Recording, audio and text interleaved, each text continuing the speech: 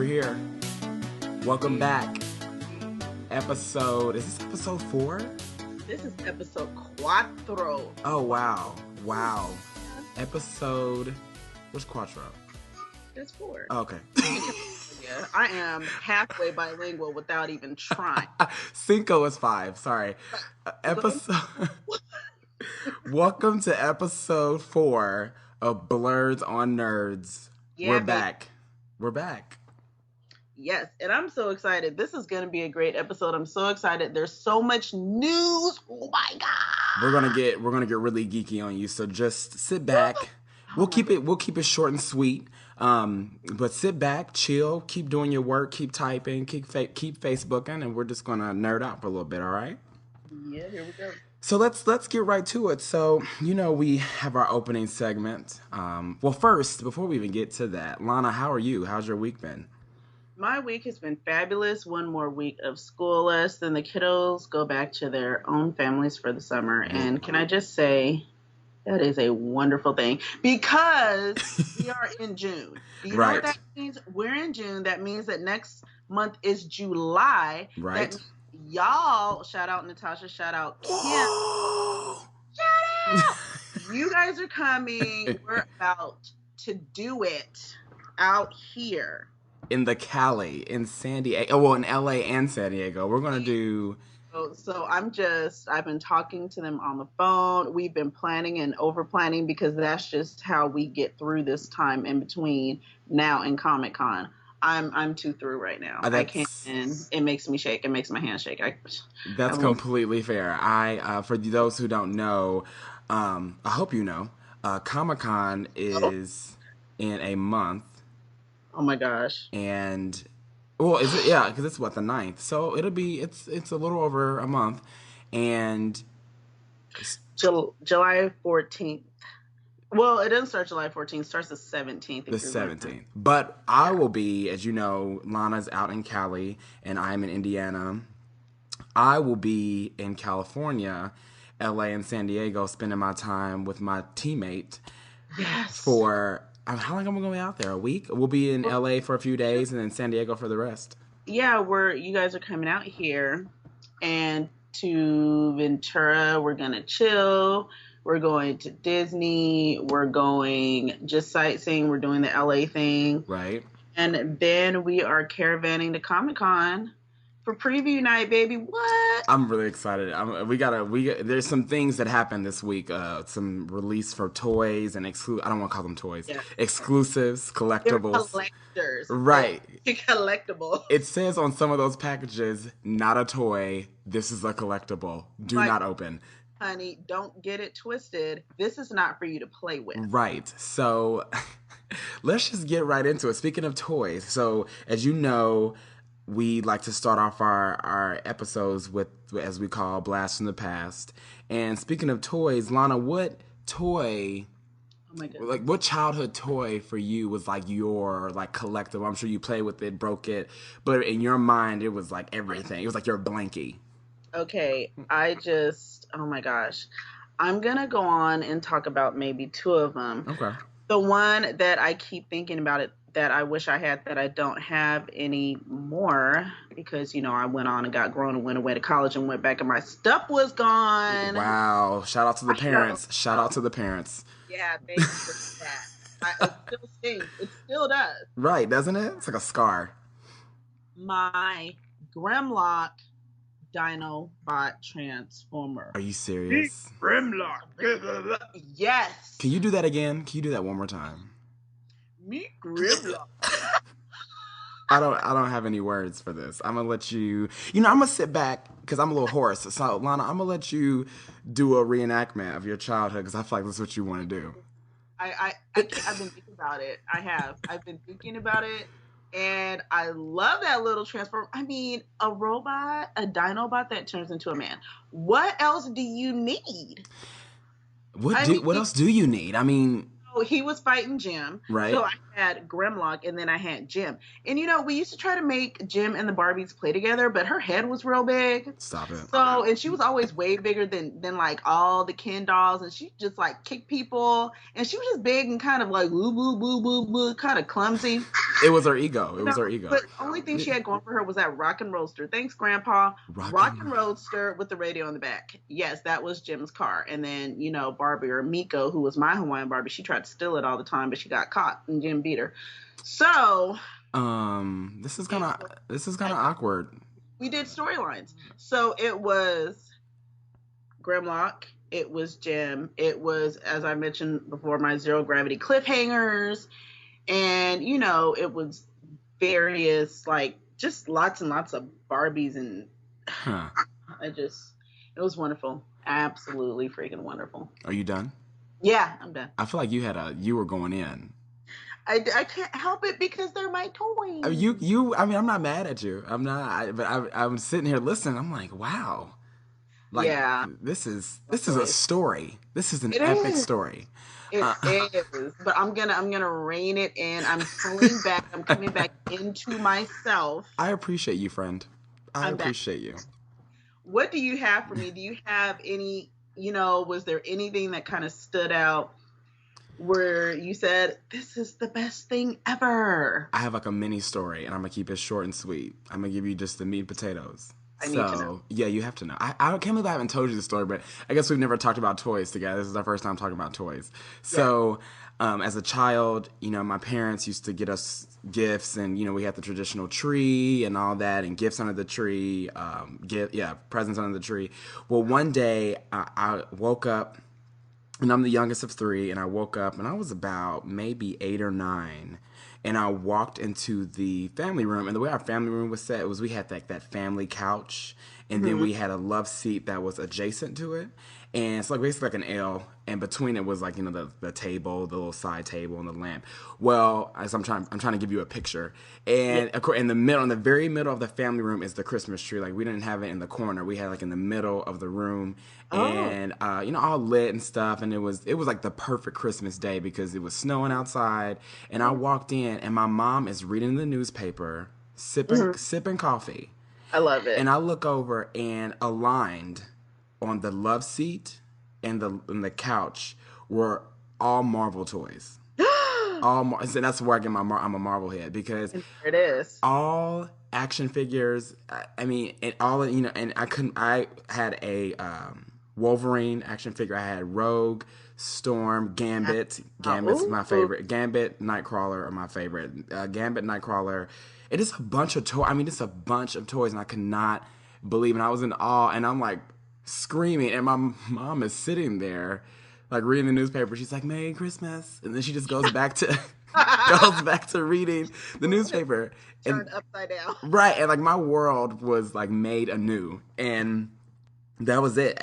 I never had a specific toy that I can think of, but I just remember those toys. I mean, it was as a child, you're grateful when someone gives you a toy, but you're so overwhelmed when you have a slew of toys. Like, what do you do? Like, they weren't wrapped either. They were just like, you would have thought she must have went to the store in the middle of the night and was like, give me every Marvel toy, and she just lined them up. I mean, it was perfect. It was perfect. Wow, that is so awesome. Yeah, so that for me was a definite. This is a childhood memory, toy wise, that I will never ever forget. Wonderful. But who makes Marvel toys? Is it Hasbro? I have no idea. Can somebody tweet us at Blerd Nerd and let us know, like, does Mattel make G.I. Joe, or Hasbro makes a G.I. Joe? Hasbro is doing a G.I. Joe Transformer mashup. We'll talk about that later. Oh, yes. So I know for sure that Hasbro does at least some of them. Okay. Well, we can kind of get right back into that, or we can slide into that, because last week, Mattel, or is it Maddie Collectables? Maddie Collector for the exclusive. Exclusive. Okay, so it was like Tuesday, I believe. Maddie Collectors released, what is it, like tickets or like what they did was vouchers? They did pre-sale. You had to get online. They did a pre-sale for their Comic-Con exclusives. Right. Where you can get a ticket for whatever collectible that you wanted, and you would be able to pick it up at Comic-Con. It's paid for, it's yours. You don't have to worry about spending the night in line outside to get your exclusive because they're going to run out. You've bought it. Right. So that's what they did, and they did it for their members first, and then after that, it was open to the general public. And most of the toys sold out really quickly. Like what? Everything. Everything sold out. And I know Superman sold out very quickly, of course, since this is the season. Webberella from, Right. Yeah, Webberella, and there was a lot of them. I don't follow Matty Collector that closely because when I looked at what was being released, it wasn't really my stilo. No, that's fair. I saw that on because I first heard about it on Twitter. I was looking on Twitter and people were saying, you know, Matty Collector release or opens in an hour, and I'm like, I retweeted it, so you know, so ignorantly I was like, oh cool, and I retweeted it, and then a couple hours later, everyone's talking about it, and I'm like, what is it? Like what happened? Like what happened? And so people told me on Twitter, you're like, oh, it's, you know, it's exclusive. So also what I've noticed and what I've been hearing is the downside. So to get these exclusives, you have to have tickets to Comic-Con. Like you can't buy the voucher, fly out to San Diego, and then just walk in to get it. You have to have a Comic-Con badge. You need to have, because they're inside the exhibit hall. Right. So you don't have a badge to get into Comic-Con. You're not going in to get your collectible, but here's the thing. Yeah. You don't have to have a badge to buy the voucher. Nope. So my question is this, because I haven't bought any toys or any exclusives, but can you get a voucher and then sell it on Craigslist or eBay? Ooh, I don't know. Like what's stopping someone from doing that? Nothing at all. Right. Nothing at all. And you know what? Maybe I'll check eBay. But maybe I'll check eBay. I mean, I wonder. They have that Man of Steel diorama that sold really quickly. Right. They also had Catwoman. They had, what else? Oh, this Batman kind of TV setup thing. I mean, they had some cool stuff, but like I said, that wasn't what I am excited about for this year. Right. And then also the very next day, there was Hasbro released their exclusive. So, like, I'm excited about. Yeah, My Little Pony. That was the Disco Pony. There's the DJ. Yeah, the DJ one. And so that one is funny because on the front it says, "This is a collectible, not a toy. Do not open." That is the most perfect thing. The pony number one is gorgeous. Right. And she's got Swarovski crystal embellishments like in her little headgear. Really? And it's gorgeous, yeah. Because I was fortunate enough to get a Derpy Hooves last year. You know, I had little hookup. So I got Derpy Hooves last year. This Derpy Hooves last year only ran for $19.99. This My Little Pony, I think because of the crystals and everything, is going for $49.99 this year. But I'm getting one. I don't care. Whatever. I'm excited. It's gorgeous and I want it. No, I completely understand. I tried to watch MLP right when we got back from Comic-Con because I didn't know what MLP stood for until the Sunday at the end of Comic-Con.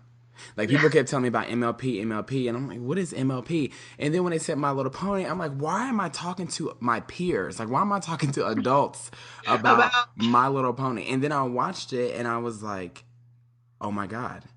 I don't really like it, but I understand why they're bronies, why people really love it.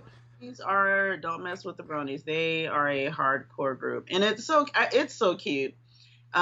You see, you know, some girls walking around with "I love the bronies" t-shirts on. That's what I saw last year at Comic-Con, and I saw guys saying like, "I'm a brony," and I don't know. I think it's cute.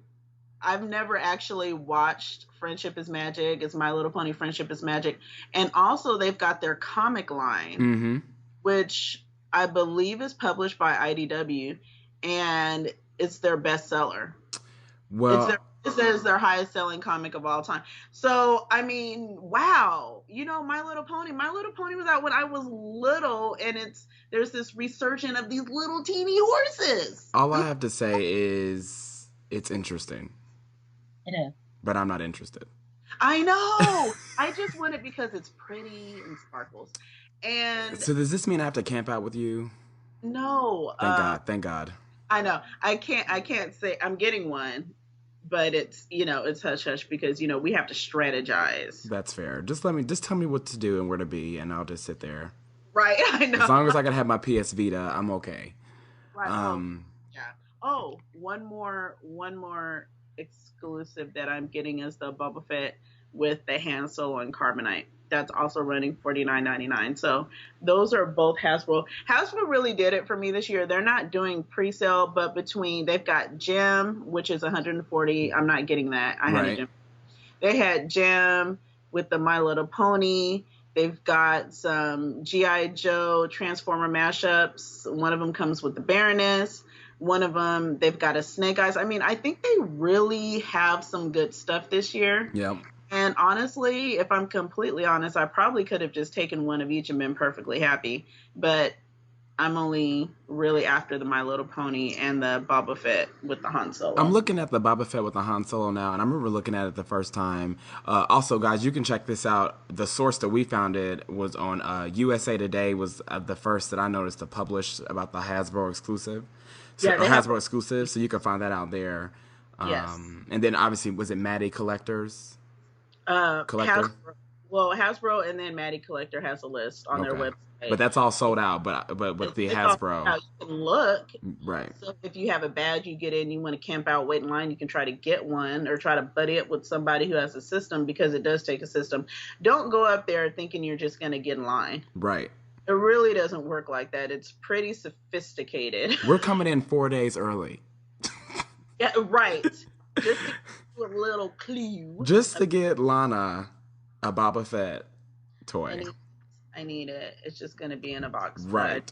I saw it and I was just like, it made your life. So guys, check that out. If you're going to Comic-Con and you want some toys and you want some more things for your collective closet, please look into that. Yes. So you should end every segment with yay. I know. I would, but I'm hoarse, and I keep drinking water on the side. I'm trying to be sneaky about it so you guys don't hear it, but I'm not hearing. Wow, very good. Okay, good. I was trying to be shady about it. I'm sipping water right now, by the way.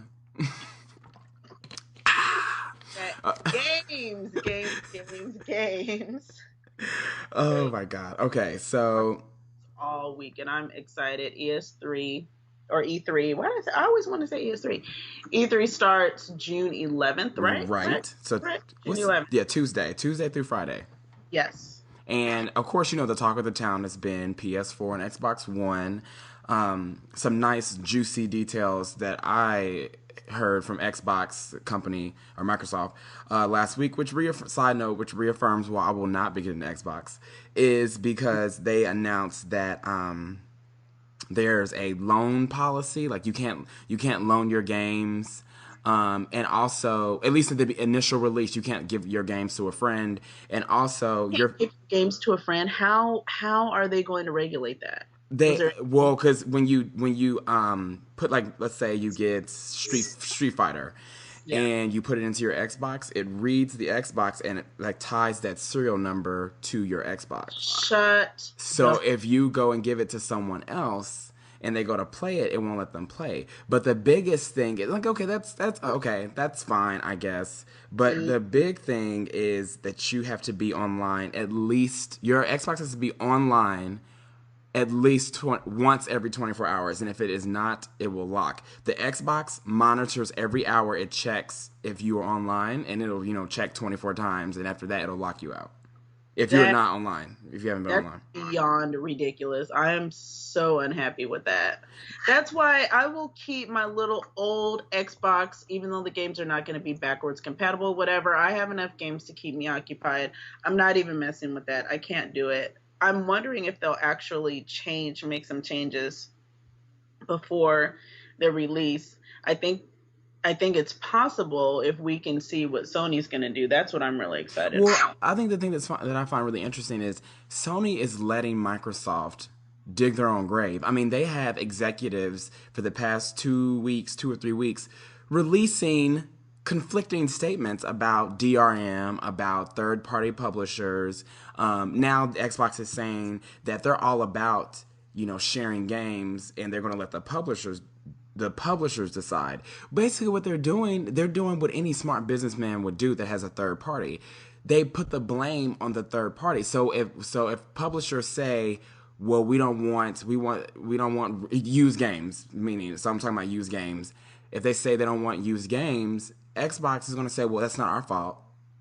That's the publishers. They don't want it. So they're trying to wash their hands of all this. And I feel like they've been having conflicting publicly released statements since day one.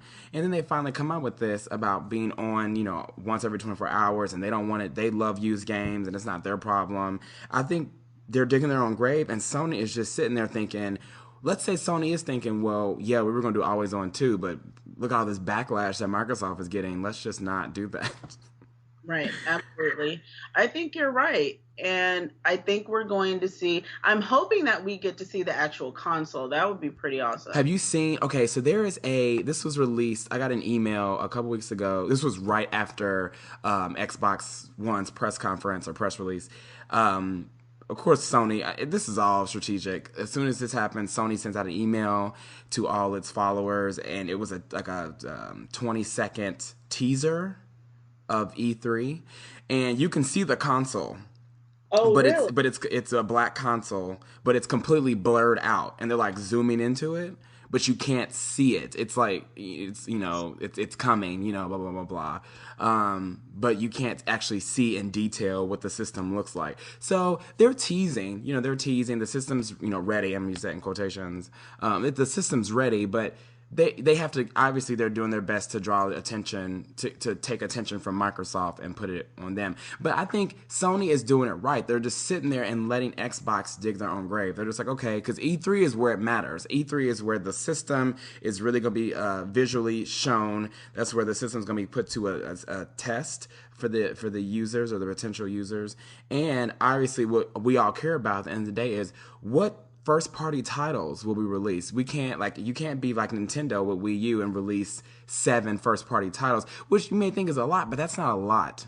It's not a lot, and you also can't do what they've done with the Vita. We are still waiting for games. We're still waiting for a nice catalog of games. Right. So also what I believe I read was Vita, they were going to kind of have like a dual system thing where Vita could act as a controller, something along the lines of Wii U, but not quite as, one is not going to be quite as dependent on the other.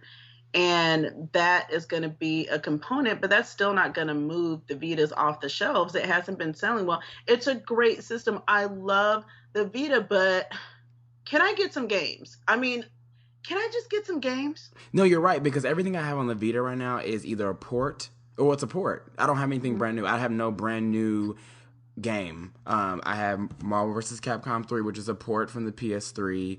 I have all the Final Fantasies from PS1. I have like Disgaea. Like I have a couple of Japanese RPGs, but they're all ports. I have nothing that is brand new and says this is made exclusively for the PS Vita and you should buy it. Well, I kind of feel like if they made the games that people would come, nobody's going to buy a system that they've been waiting, with a lack of games. It doesn't make any sense because this has been a couple of years now. No, you're right. You're right. So why would anybody buy a system that didn't have a decent game catalog? You're completely right. And all Sony has done is lower the price of the Vita. And that's not, you could make the Vita free and people will go out and grab it, but it will sit there and be a paperweight. Yes. If you don't give them a reason, if you don't give us a reason to pick this system up and use it, I play my PS3 every day. I play almost every day. But my PS Vita sits there basically until the weekend. On the weekend, I may play it. I'll play it a little bit, but not. It's in a drawer. It's in my drawer. Yeah. Because it's in my drawer. My justification is because I'm waiting for the PS4 to come out. Right. So right. Then it'll really have a purpose. That's what I'm telling myself. But I guess, Llana, I guess we'll wait and see. I mean, we'll just have to wait and see. Well, I guess since we're talking about like almost failures, what do you think about the Wii U? I think it's kind of like a disaster, and I feel bad. I mean, I think Nintendo has been so innovative in a lot of ways. They've really got the family market locked up, and I really appreciate the fact that, kids can play games and there can be family time that includes gameplay, and you don't have to worry about some of the violence and things that we have with gameplay that are geared towards adults. And I think there's definitely a market for that. But that being said, the Wii U also has a lack of games. And from the research I've done, they're not really using the console to its full potential with the games that they have out. Right. Because what you're doing is you've got this console in your hands and you're looking at the screen and you're looking down and you're trying to, for example, you're trying to grab items that you may need with the Wii U in your hand. Meanwhile, you're looking at your television screen, things are coming towards you. So, I mean, it's a challenge. It's definitely a challenge, but there's not enough of that type of game. And then it gets relegated to just a handheld giant size controller with a screen. Right. And I don't know. I mean, I got a Wii when it came out. I mean, because it really did revolutionize. They were the Apple of video games at the time. I mean, they really did revolutionize the way you play, or redefine the way you play video games. And it was really cool at the time. But after about 7 months, my Wii became a paperweight. Yeah. And I literally didn't even trade it in. I gave it away for free. Mm-hmm. After about a year and a half, I was like, you can have it. Like, I don't even want it. Like, I really don't even want it. Like, you can have it. Yeah. I mean, I think for Nintendo lovers like myself, it's kind of more, it's really a hearkening back to my childhood. Like, you know, I can play Super Mario. I can play Donkey Kong. Those are just the cute little fun games. I've had a hard day at work. I can pop that in. You don't have to think too hard. It's just fun and it's brightly colored and it's cute, you know? Right. So I think that's a lot of the appeal with Nintendo. They're not going to really have a presence at E3 though. They're not doing any big presentations because what are they going to talk about? They've just come out with this new game system. There's nothing else for them to really do right now. Well, the thing about Nintendo is what I've been finding interesting.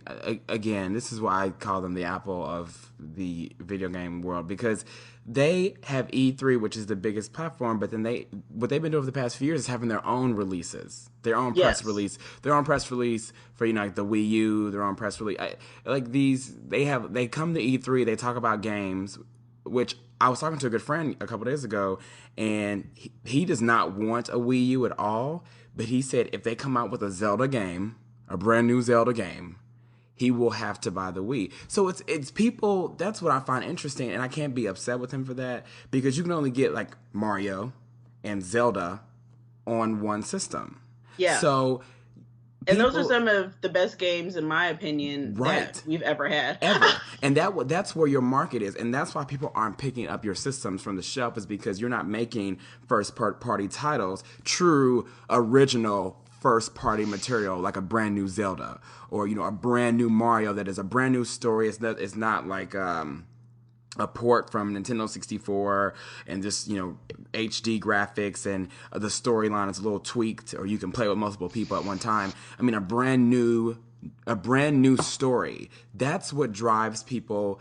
The game is $50, but that's what drives people to run to GameStop and pay $250 for a Wii U just so they can play Zelda. Yes, that's exactly right. People will invest in it if it's because they can't get it anywhere else. You can't get Zelda with Sony. You can't get Zelda with Xbox or Microsoft. So Nintendo knows what they have to do. They just need to step up to the plate. Yep. And do it. So I'm curious, you know, I guess we'll be waiting. We'll see. Maybe there will be some type of release around Christmas time, or I don't know. I think we're going to play the wait and see game with Nintendo. I hope so. I mean, because obviously everything is wait and see with all of E3. You know, obviously, like I said, we really want to see the system for the PS4. We really want to see, you know, we've been seeing these little tidbits of, you know, Call of Duty and all these little games that they've talked about, but I really want to see I really want to hear why I should buy this system, and I also want to hear the truth about the system. Yes. DRM, always on connectivity. You know, I want to know if I'm out of town, you know, and I come home and I try to get online immediately, I get yelled at, or you know, or if I'm playing my PS3 and the power, or PS4 and the power's out, but my internet's out. I can't play after 24 hours. That's what I don't want to harp on anymore, but that's what just pisses me off, because it's like, if I don't have internet, I'm screwed. Right. And this is part of the problem. I just don't like the restrictions that I just don't like the restrictions. And also, if I wanted another DVD player or VCR, I'll go get one, Microsoft, because that system looks like a VCR. It is the shape of a VCR, and it's like it looks like a DVR. I mean, it's redefining TV. I want my TV redefined. I want my video games redefined. Right. So okay, we'll get off of that. So, see, you had your little soapbox moment earlier. I'm having mine. I get kind of passionate about video games. That's what we have to do. Right. So more rumors. We can, I gotta talk about, my tech. I gotta talk about the tech.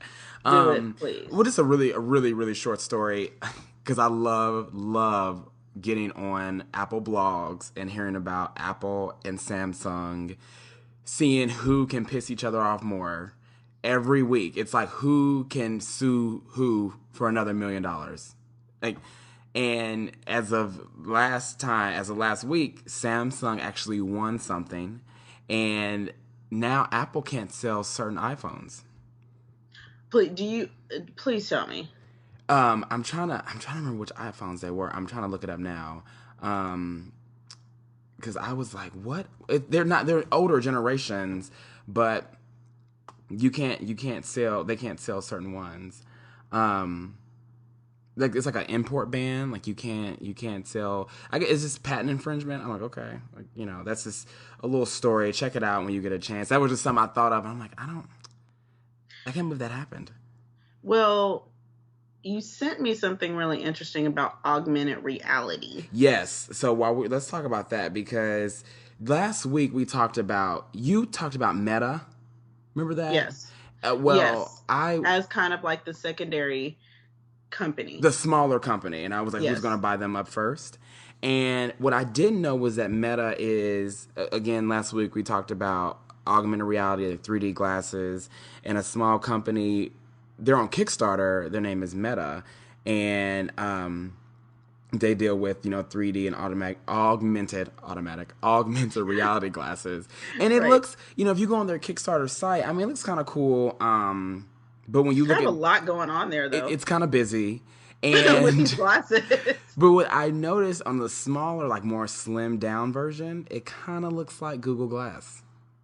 It does, but Google Glass looks so much more kind of compact. I mean, if I was going to wear one, then I would definitely be the Google Glass. But you got to give it to this company, and they're really trying to do their thing. And it's really in the early planning stages. So I think what we're looking at is an early design as they kind of develop their technology.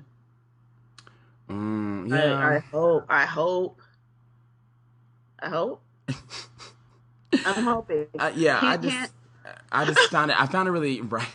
I was on Engadget and I just found it. I saw it and I was like, oh, we just talked about this. So I found it really interesting, and I kind of wanted to bring it up a little bit just because this is real, people. This is really happening. Like, it's gonna happen. Years, and when I say years from now, I mean like a year or two, you're going to see people wearing augmented glasses, whether they're Google glasses or Meta 3D reality augmenting glasses. I mean, you're going to see these things in public. Obviously, Llana, you'll see them before I do because you're in Cali. But in Indiana, we get everything like 2 hours or 2 years later. So we'll start to see them here in a couple, like a decade or two. We'll start to see them in Indianapolis. I'll send you one in the mail. I can mail it. I appreciate it, but I see you often, so I mean, in the flesh. So I'm sure I can like borrow your glasses one day. Right, we'll play with it. Right, but okay. So back to the story. I don't know. The link that I had originally, I couldn't find about the iPhone. So the International Trade Commission banned Apple from selling compatible models of the iPhone 4 through 3GS and the 3, as well as 3G connected versions of the iPad and iPad 2. Ouch. Yeah. So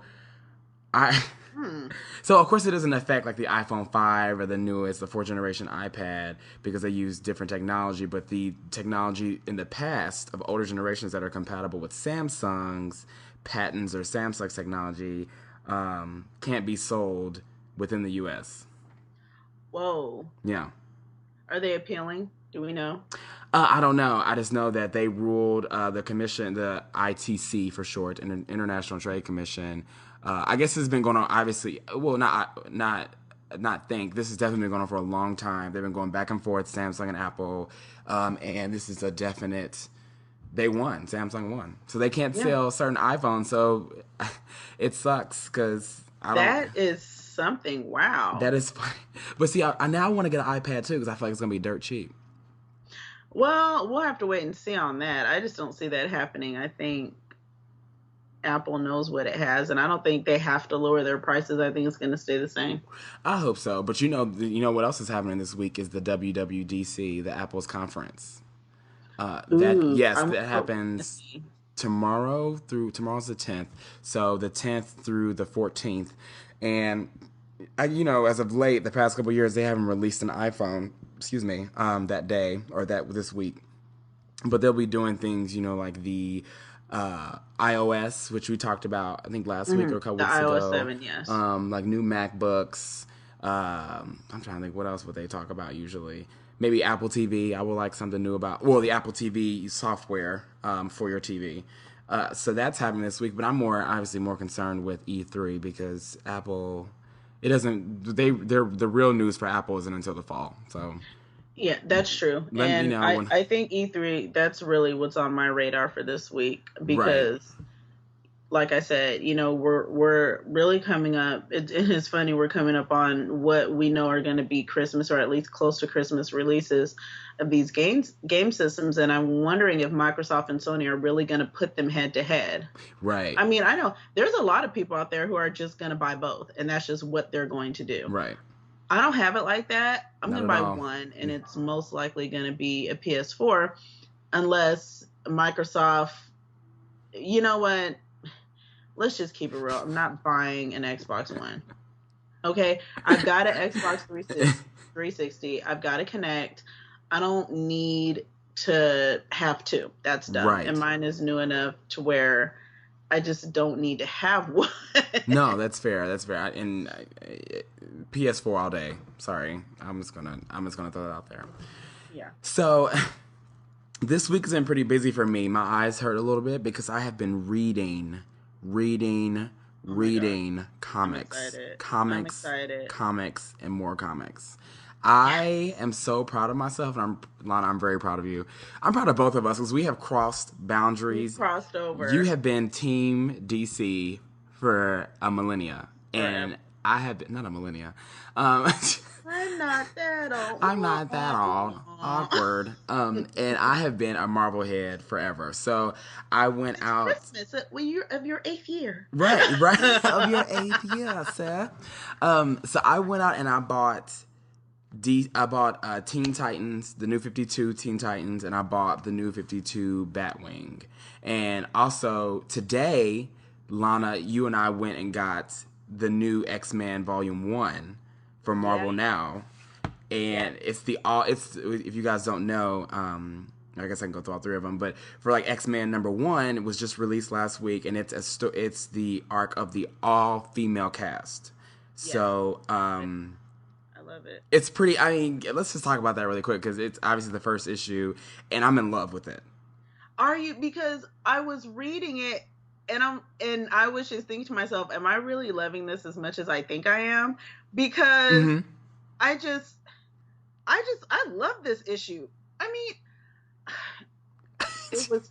Look, I don't read Marvel, so for me, this is a whole new world. Right. And I just kept thinking, is this what I've been missing out on? The writing is so good. The art is so beautiful. Everything is so unique. It really is like a whole new world. It is. And I'm not really one. I'm not, super feminist or anything. So I'm not really one to be like, oh, it's all girls, so I'm automatically going to buy it just because. It needs to tell me a story. I need to be sold on it. And I'm sold. I love it. So sold. I'm not going to add it to my pull list yet. I will be buying 2 and I'll be buying 3 because from what I've seen, I believe this is a 3-story arc. Yeah, this part is the beginning is a part. Let me open it. It's part 1 of 3. I don't know if it has like a title for it at all, but yeah, it's called Primer part 1 of 3. Yes. So I'll be buying at the very least these three, and if it keeps going like this, then I am going to be adding this to my pull list. At my comic shop, I was actually there today. I'm getting volume 1 of Avengers Assemble. I've been wanting to get into Avengers. Right.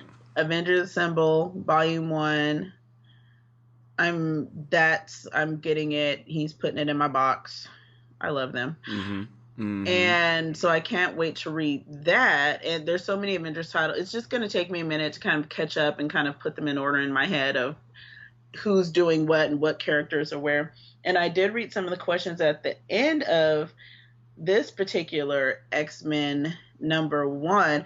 And it made me think of you because somebody else who loves X-23, who you've talked about, asked if X-23 is going to make an appearance in this one. You know, I saw that. I read that question at the back, and I got so excited. I love hearing people that love X-23.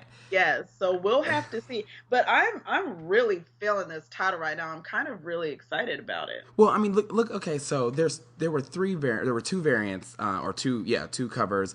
The original cover has Storm, who looks just punk rock and awesome. She is absolutely. Definitely looking really good. All day, every day. Right. She has a huge mohawk, and you have Rogue. The thing. Okay, so let me just go. Who's on the front cover? So you have Storm, Rogue, Jubilee, Kitty Pryde, Rachel Gray, and Psylocke. And the thing I find so cool is I have not seen Jubilee, Psylocke since I used to watch X-Men as a kid. X-Men on Fox. The animated series, and that's when Jubilee has like a more prominent role. Like I just got back into comics a few months ago, but I really haven't heard anything about Jubilee. Yeah, you kind of hear about Kitty Pryde every now and then. I know nothing about Rachel Gray. I know who she is, but I know nothing about her story. So it's really cool. I'm really excited to see Jubilee and to see Psylocke on this story as main characters. Like all 6 of these women as main characters. I'm so excited. I didn't know Jubilee hadn't been around because I was introduced to Jubilee. I watched the X-Men cartoon, the X-Men. I hate to even call it a cartoon. It was so good. It's an animated series. Right. That was, yes. I watched the X-Men animated series, which, oh my gosh, that was one of the best series, period, hands down. And if no one has seen it, it's on Netflix. The animated series. It's on Netflix. You can buy it. I bought it. You can buy it on DVD. Yeah, the storylines for X-Men the animated series were phenomenal. And I didn't know that Jubilee hadn't really been around, but I'm really, really glad to see her in here. I was very glad to see Rogue. But, I do miss, Wolverine, and I love Beast. I'm sorry. Wolverine, Beast. So I'm hoping that we're gonna get, if they're the main characters, that's awesome, that's wonderful. I'm still gonna read it, but I hope, and I'm pretty sure we're gonna get some cameos and some in and out from the other. Well, you saw in this article, this issue, Beast is in the issue. Yeah, he is. But he doesn't speak, but he's in a scene where the lab. You just see him in the lab. But yeah, it's definitely all female. I'm sure you'll get Wolverine in there. I'm sure. Yeah, and the writer did say that when the person that wrote in asking about X-23, the writer did say that X-23 has a special place in his heart, and he's always loved her. And he's like, I can't say anything, but you should definitely keep reading. So I can't wait. They're gonna put her in that. They have to. Oh my god, they have to put her because we're gonna read this series together. We're gonna read it together. We're gonna talk about this series. We're gonna talk about it every week. Yes, we're gonna read it together. And so yeah, I'm really, really excited. It's a really good. If you guys, if you are trying to get back into comics, or if you are trying to find a comic to get into, I think Llana would as well, would highly recommend at least the first 3 issues, since it's a 3-part series, or 3-part of X-Men #1. I mean, 1, the cover is sexy. 2, the variant cover that you have, Llana, is with Deadpool. Yes, I have, and it's kind of a play off of one of those Beatles albums, the ones where they're crossing the street. It's a play off of that, and I saw it. I think I got the last variant in the store, and I saw it, and I snatched it up, and I was like, I need to take this home. It is so cool. If you see it, Google it immediately. Cool. Look at it. It's pretty dope. So that is a must. I'm holding it in my hand right now. You have to read this. Mine too. We're both holding right. it. Holding it. I Right. love it. It's just I can't wait until the next issue. And this new little heifer that came on the scene. What's her name? Rachel Gray. Eureka Prime. At the end. Yeah. So I don't know. Out of the green swirly smoke. Archaea Prime. I don't know her. I feel like she's been in different other story arcs or other universes of X-Men, because it sounds familiar. I mean, clearly they've battled this character before, so I want to look more, because I need to know more about Rachel Gray. I want to know more about her because she just looks. Which is obviously going to be Jean Grey's daughter, correct? Right. With Cyclops's as her daddy, or what? Yes. Is he dead? I don't know. I know. We have to. I know. This is the complicated part about getting back into comics, because you can't. It depends on what I keep wanting to say generation. It depends on what universe you're in, before you can say, oh, well, that person's dead or that person is alive. You almost have to do the research. Right. You kind of do. But I don't know. I Googled her now. Rachel's parents are alternate future counterparts of the X-Men Cyclops, Scott Summers, and Jean Grey Summers from a harsh dystopia. And in this context, her half-brother Cable and paternal brother or uncles Havoc and Vulcan are all very powerful mutants. So she comes from an alternate future.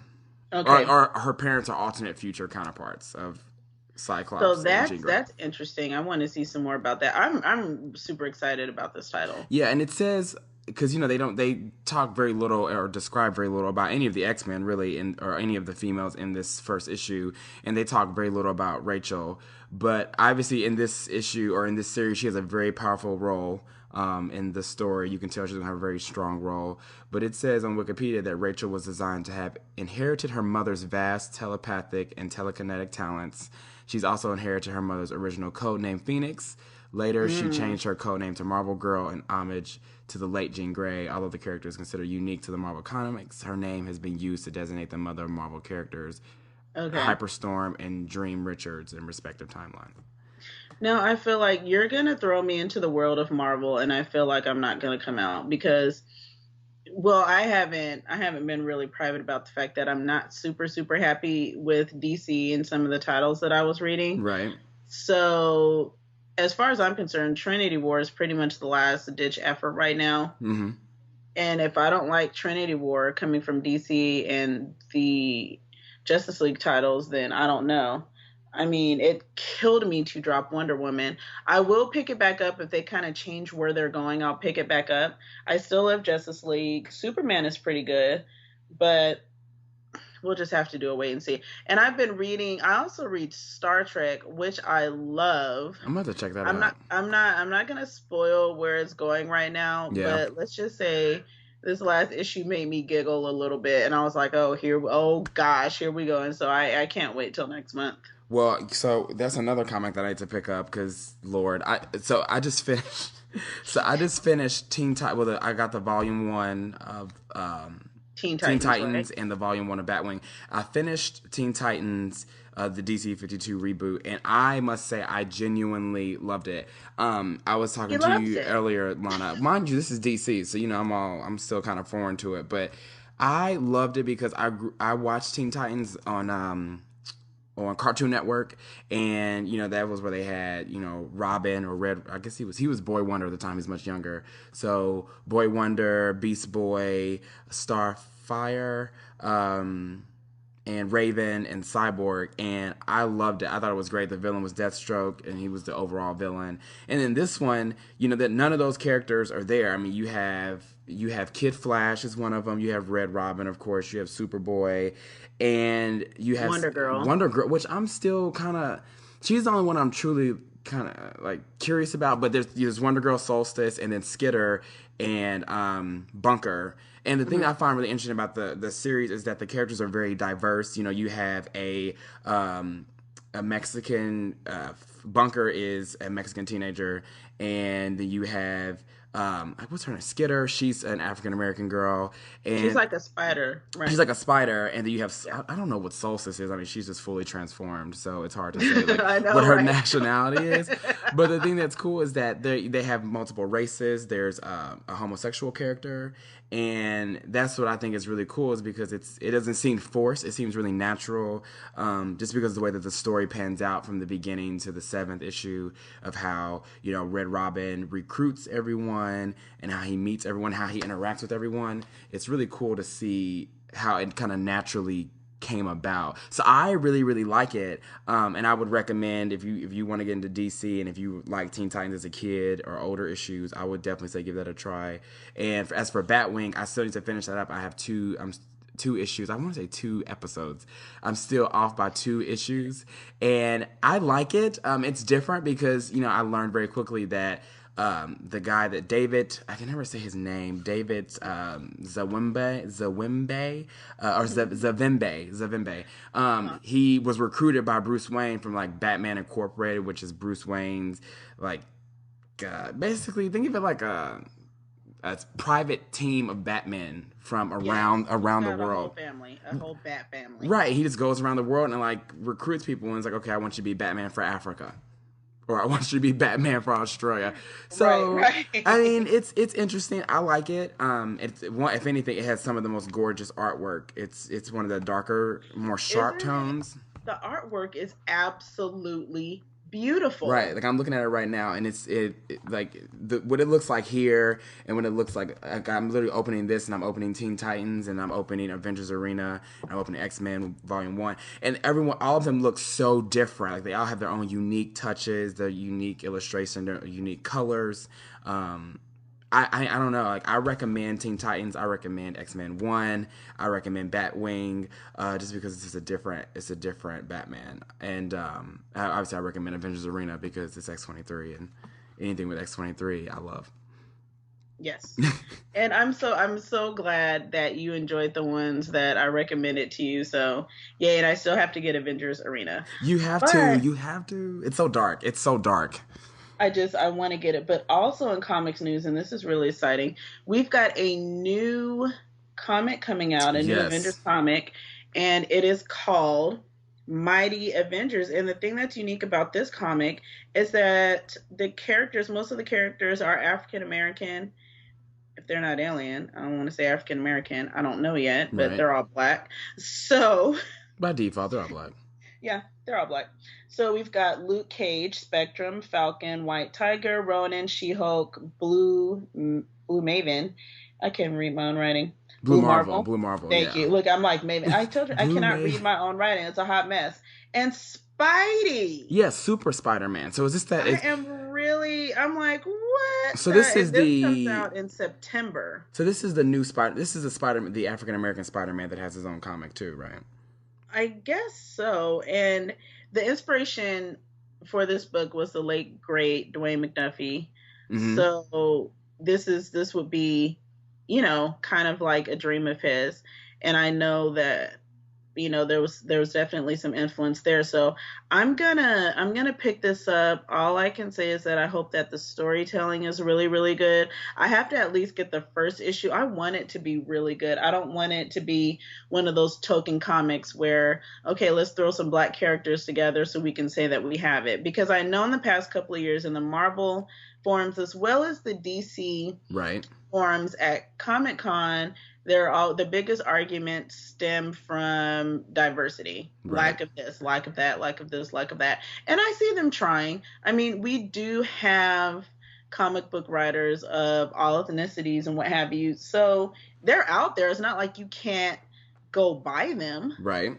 But I also understand that you want to see your favorites, your major comic book companies kind of step up. So I think we're seeing a lot of that now between DC and Marvel, and I'm pretty happy about it. And I like that it's unique diversity. It's not, well, at least in my infancy of reading comics, again, I'm not seeing like something happens in Marvel and then, at least not to my eye, and DC runs and does the same thing for their side of comics. So I like it. I like where it's going, especially with Batwing and Teen Titans and the diversity there, and X-Men Volume 1 or number 1, with an all-female cast, a very diverse cast. So clearly I am siding with comic issues or series that are very diverse, because I think that's where it should be. I think you should really promote that. I think it's kind of healthy, and that's where the world is going. Whether in all forms of entertainment. You can't just really display with one race, Right. So that's great. So next, I think we will talk about, coming out this summer, we have there's a lot of good TV coming on. Falling Skies, which I know you're not a super duper fan of, but Falling Skies, I think, actually premieres this Sunday, since we're recording on Sunday. It comes out tonight. Also, I got my first little peek at Orphan Black. I watched some of it. I didn't have time to watch all of it, but I am intrigued. That particular show on BBC America is kind of blowing up the Twitter sphere. Right, because it's about a woman that she's like a clone. Yes. There's like multiple copies of her. I don't know if she's a clone or not, but there are several different women who look exactly like her. So I'm not sure what's going on with that, because I haven't got that far into it. But I will have an update. I think their season is probably almost over. They're like about 13, 14 episodes in at this point. Well, I definitely want to give it a chance. I just started watching Continuum, and I think that just premiered season 2 or 3. So what do you think about it? Do I need to pick that up? Well, just to give you a quick backstory, the show takes place in the very far future. I want to say 2079. And like police officers are like in these very slim suits, and they have like this like nanotechnology suits, and they have these contacts in that can like recognize people, like in their rap sheets. You can look at someone and identify them as a crook, or they have outstanding warrants. So it's very futuristic, and it's about this woman who gets sent back against her will to 2012, and by this group called Liberate. So let me backtrack. So how we had the bailout in real life for the motor industry. Yes. Well, big corporations bailed the government out by like paying, bailing the government out by paying for the debt. But when that came to play, corporations ended up overrunning everything, and they controlled everyone. They controlled the entire world or the entire country. So Liberate was going around blowing these corporations up, and all this violence and sacrificing a bunch of people. It was a lot of collateral damage for the quote-unquote greater good. So she ends up, when they're supposed to be executed, it's like 6 or 7 of them, when they're supposed to be executed, they end up using a time device to go back in time, and she ends up getting pulled back there. So it's kind of cool. I'm only on episode 2. I actually like it. I don't know too much about it, like depth-wise, but for what I can see, I like it a lot. Like, I've been tweeting a bunch of people about the show, and I like it. But so I would recommend you at least watch the pilot. It's on Netflix. So the first season's on Netflix. Okay. So that's right there in your hand. As for Falling Skies, okay, I don't know, because I watched the first season, the majority of the episodes, and it just seemed really redundant to me, meaning the same story. Like, I've seen that in another show. But I must say, Falling Skies, this new season premiere, they've had the best promo. Promos. They have, and I'm kind of excited because I watched season 1. I watched some of season 2, fell off a little bit watching it because I don't know, I was just kind of like, the boy kind of got on my nerves. I'm not gonna lie, he did. I was just kind of over his whole thing. The son. Yeah, he got on my nerves. I was kind of over it, but like you said, the season premiere, it's on my DVR to be recorded, because I seriously doubt I'm watching that tonight. Right. But I'm pretty excited to watch that sometime this week. Yeah. So and there's also a show coming out called The Dome. It's coming on CBS, and that's premiering pretty soon. What is it about? It's just this dome just falls on part of this little town, and they don't know why, and people are just trapped, and it just falls right in between. Oh, so they know they're trapped there. They know they're trapped, and they can't get out. So I'm interested to see where that's going. One thing I can say about CBS is that they know how to keep a show on the air. They do. They do. They do. So I can't even, if it's on CBS, I'm gonna say I'm gonna go on and start watching it because they give their shows a chance. They have like some of the highest rated shows, period, and they've kept them on the air. So I'm excited to see what's going to go on with that. Well, I'll tell you one thing: if it was on NBC, it would last 2 weeks. Oh my gosh! I'm sorry, we're not gonna talk about that. Rest in peace, Deception. Right, R.I.P. Oh my God, I shouldn't say that, but it's the truth. So basically, so I guess to kind of give it this is what I'll be watching this summer. I will give Fallen Skies a chance again. I'm gonna finish up Continuum. I'm gonna get back into Warehouse 13, which is another sci-fi show. I have the first 2 episodes of Orphan Black on my DVR. Also, I have the first season on Blu-ray of Grimm, and I really want to watch that. So from NBC, which NBC's done a good job with that show. Doctor Who, I have a few more episodes to catch up for this past season, the finale, and that's about it for me. That's what I'll be catching up with this summer. Well, that sounds good. This summer, definitely Falling Skies, Orphan Black, Warehouse 13, because I miss X-Files so much, and I don't know, I guess it's a little bit, it's a really very miss lighthearted X-Files. version of X-Files. Yeah, I miss it. I feel a marathon coming. Warehouse 13, Doctor Who, it's a long process for me in Doctor Who. I watched it, but there's so many episodes. I'm not in any type of hurry. That's true. So, that's true. That's fair. I'm taking my time with it. I'll probably have a marathon here or there. Right. Definitely Doctor Who, and I'll say Game of Thrones. You have to watch Game of Thrones. Speaking of which, Game of Thrones is on right now. I'm like, I got to get my life together because this is the season finale. It's the season finale. Yes. I already heard it was a hot mess. Come on! Don't tell me that, Llana. No, I'm not on Twitter or Facebook or anything because people will spoil stuff. I know. Okay, so then let's start to wrap up Blurred of the Week quickly. Okay, so we've kind of discussed this a little bit, and we've kind of just based on it. But Llana and I came across this subject, and the true name of it is called race bending, right, Llana? Yes, racebending.com is actually a website, right, where they deal with the issues of non-ethnic characters playing ethnic characters. Right. And so that's kind of the basis. Think of Airbender. I was just about to say, think of Airbender. I mean, I'm a huge M. Night Shyamalan fan. I just got back right before we recorded. I just got back from seeing After Earth, which I recommend, which is an M. Night Shyamalan movie, which a lot of people don't know because they're not promoting his name for this movie for obvious reasons.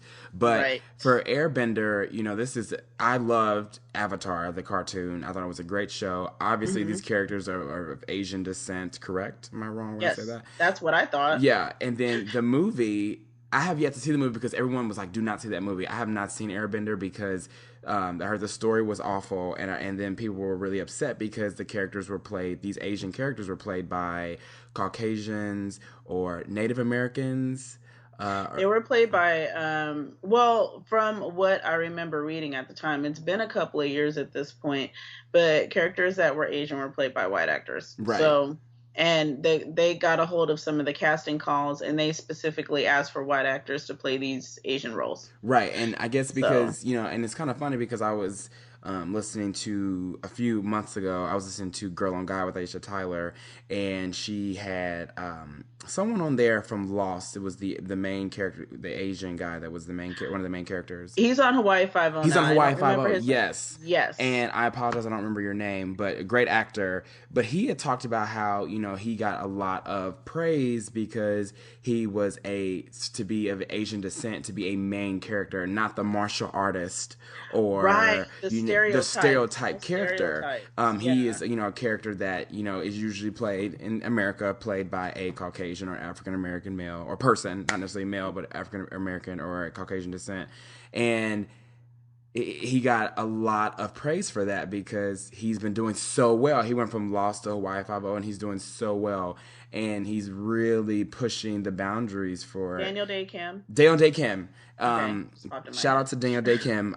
Excellent actor, especially from Lost. I haven't really watched Hawaii Five-O, but on Lost he was excellent. But that was one of the big subjects of their conversation was, the fact that he's on the cover of advertisements. He is on the billboards, advertisements for the shows. He's not on the left. He's on the right. He's in the dead center. That makes a difference. Right, People it does. don't understand. Positioning makes a difference. It's not a enough huge to be on the difference. poster. Where are you on the poster? Who are you behind? So Yes. basically, our Blerd of the Week is not necessarily a particular person, but mainly persons. And this is, obviously we're talking about real life actors, real life people. But even like in comics, like you can think of something like, Batman versus Batwing. You have... They had the Superman of Earth 23. Right. On Action, it's number 9, right? And it's Calvin Ellis, and he played the president of the United States, and he was Superman. That's awesome. Which is cool. And also, what I found really interesting was that Brainiac served as his personal assistant.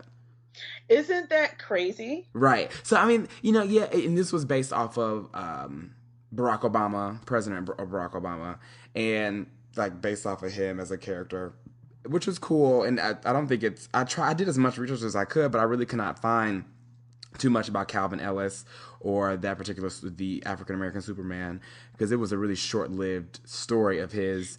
Yeah, it was just like a one-off, just like I think a really special edition type thing. Yeah. So it's pretty cool just to have it there. Right. So I mean, really, I guess to get back to the foundation of our Blerds of the week is just kind of giving a shout out to ethnically diverse comic book characters. I'm trying to say this right. Ethnically diverse comic book characters and ethnically diverse TV shows that are not placing people in stereotypical roles. Woo woo! Really expanding the role, whether you are of Asian descent, African American, Caucasian, instead of being the stereotypical role, but really taking a chance and really doing different things. Like, you have the Batwing, African American Batman, you have regular Batman, you have a black Superman, a white Superman, you have a black Spider-Man, who is going to be in Avengers Almighty, and he already has his own series going on as we speak. And I think it's really cool, and I think I like where things are going with whether it's comics, real life, cartoons, TV shows. I really like where things are going. I'm optimistic. We have a long way to go, but we're definitely much further than we were. Right. That's great. So thank you for sticking with us. I think I'm so excited about this show. I'm more excited about next week because for sure we'll be talking about E3. It begins. And what's come out. And I'm sorry, we're going to start geeking over Comic-Con and you're going to hear that. It begins, yes. I am so excited. Everything is falling into place. So bear with us. Side note, while we're in San Diego, we'll be recording 3 podcasts. Yes, we will. We're going to have some special guests with us. Some of our friends will be with us giving their input and their insight into their areas of expertise. So we'll have a pre-con, a mid-con, and an after-con show. Right. And it's going to be awesome. I'm excited. I cannot wait. Right. You want to talk about geeking out? You have no idea. You don't know. I mean, I think we sound excited when we do these podcasts, but I think we're going to be overly excited. We may have to do a couple takes of the... You might hear screaming. Right. We don't know what's going to come out. It's ridiculous. We may do multiple versions of a single podcast just to kind of keep it level. Yeah. Again, thanks again for following us. Please, if you have not already, we're going to say this every episode. Please subscribe to us on iTunes. If you don't like iTunes, that's understandable. You can find us on YouTube, Blerds on Nerds, correct, Llana? On YouTube. Yes, on YouTube. Leave us a comment. Give us a thumbs up. Constructive criticism is fine. I have no problem with that. Matt has no problem with that. Anything you think we can do better, anything you want us to talk about, leave it in the comment section. Right. We're always looking for new news, new ways to geek out. Hit us up on YouTube. Hit us up on Twitter at blerdnerd at twitter.com. Please, please, please rate us on iTunes. It only takes a few seconds, not a few minutes. It takes a few seconds. Just give us a shout out. I mean, let us know what you liked, what you you didn't like, what you want more of. And we're always looking for new material because that's all we do. We're at work literally talking to each other like, oh, let's put this on the podcast. Yes, we are. So, again, thanks again. And always remember, yes, have a great week and always remember to spread the nerd, all right? Bye, guys. All right.